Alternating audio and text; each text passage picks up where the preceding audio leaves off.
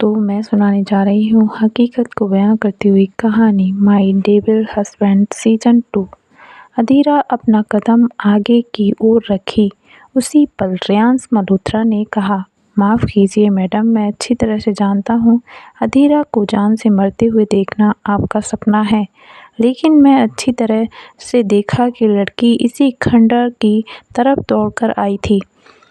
Oh just shut up Reyansh Malhotra, अपनी बकवास बातें करना बंद करो।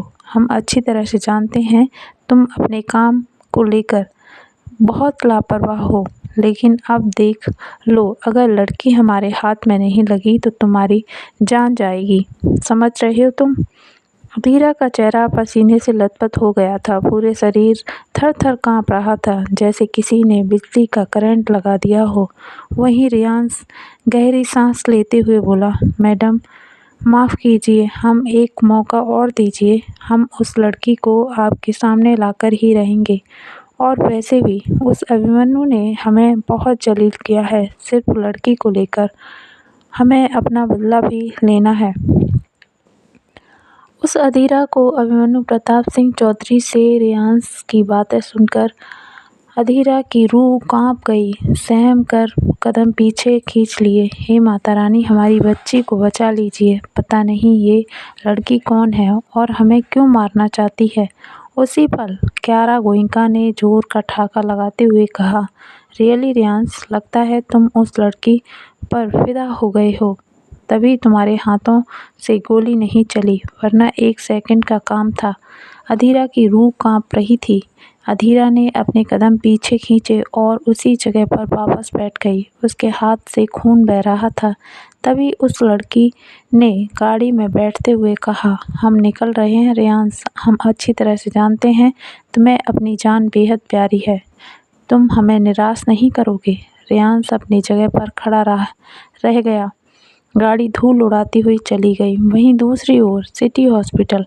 अभिमन्यु ने डॉक्टर मान्या से बात की तो उन्होंने कहा कि तुम्हारी बेटी को बहुत जल्द होश आ जाएगा। अभिमन्यु ने डॉक्टर मान्या की बात सुनी तो उसके उदास चेहरे पर खुशी की झलक दिखाई दी। अभिमन्यु ने अपने जेब से मोबाइल निकालते हुए अधीरा का नंबर डायल किया।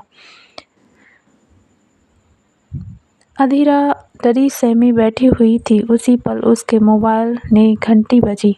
अधीरा मोबाइल की घंटी देखी तो रेयांश इधर-उधर देखा, किसका मोबाइल बजा, लेकिन सबके मना करने पर वो अंदर की ओर दौड़ा। लेकिन तब तक अधीरा ने कँपकँपाते हाथों से अपने मोबाइल को ऑफ कर दिया था।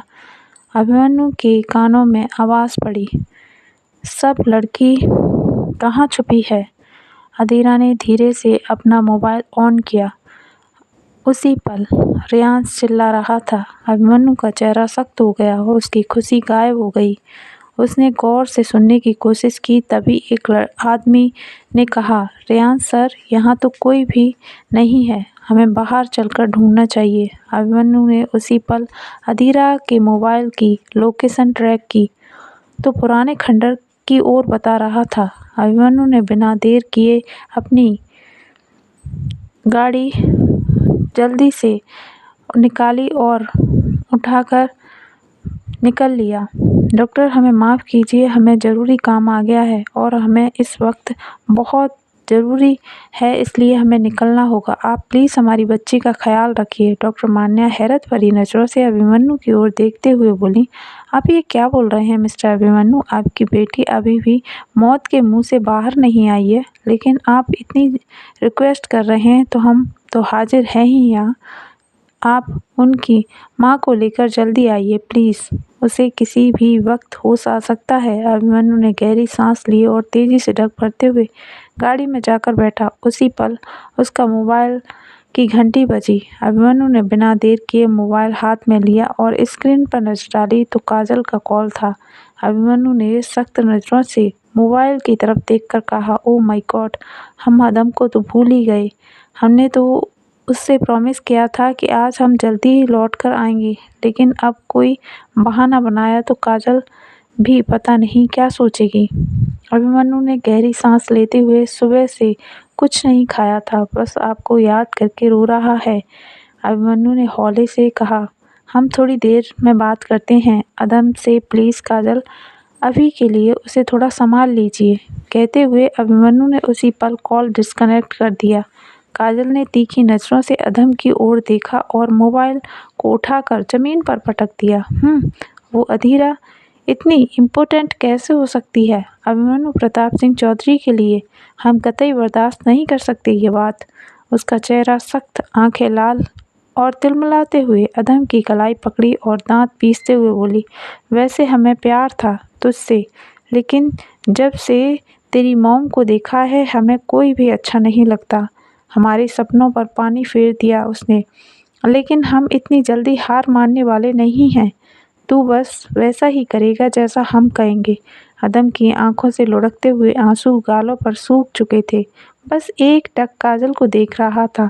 वहीं रियांश अधीरा को ढूंढते ढूंढते खंडर से बाहर आया कि उसे सामने ब्लैक कलर की गाड़ी खड़ी हुई दिखाई दी। रियांश हैरत भरी नज़रों से चारों ओर देखा और अपने आदमियों से पूछा, ये गाड़ी किसकी है?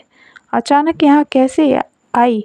रियांश एक पल के लिए डर गया। चलो हमें अभी यहाँ से निकलना चाहिए, और वैसे भी लड़की यहाँ इतनी देर कैसे रह सकती है। चलो। रियांश अपने आदमियों के साथ गाड़ी में बैठा और निकल गया। वहीं अधीरा बेहोशी की हालत में एक कोने में बैठी हुई सुबक रही थी। उसके हाथ से लगातार खून बह रहा था। अभिमन्यु अपनी गाड़ी से नीचे कदम रखा और आसपास नज़र डाली तो कोई भी नज़र नहीं आ रहा था। अभिमन्यु ने ज़ोर से आवाज़ दी, अधीरा, अधीरा तुम कहाँ हो? अधीरा के कानों में अभिमन्यु की आवाज़ पड़ी तो अपनी पलकें झपकाई और उठने की कोशिश करने लगी, लेकिन उसके हाथ से खून इतना बहुत बह चुका था, कमजोरी की वजह से उठ नहीं पा रही थी। वहीं अभिमन्यु अधीरा को आवाज़ देते हुए अंदर की ओर बढ़ा तो उसे अधीरा कहीं भी नज़र नहीं आ रही थी, लेकिन फ़ोन की लोकेशन यहीं ट्रैक हो रही थी। क्या अभिमन्यु ढूंढ पाएगा अधीरा को, या अधीरा फंसेगी किसी और मुसीबत में? जानने के लिए सुनते रहिए अगले पार्ट में। ये पार्ट आप लोगों को कैसा लगा लाइक कीजिए, कमेंट कीजिए, चैनल को सब्सक्राइब कीजिए। धन्यवाद।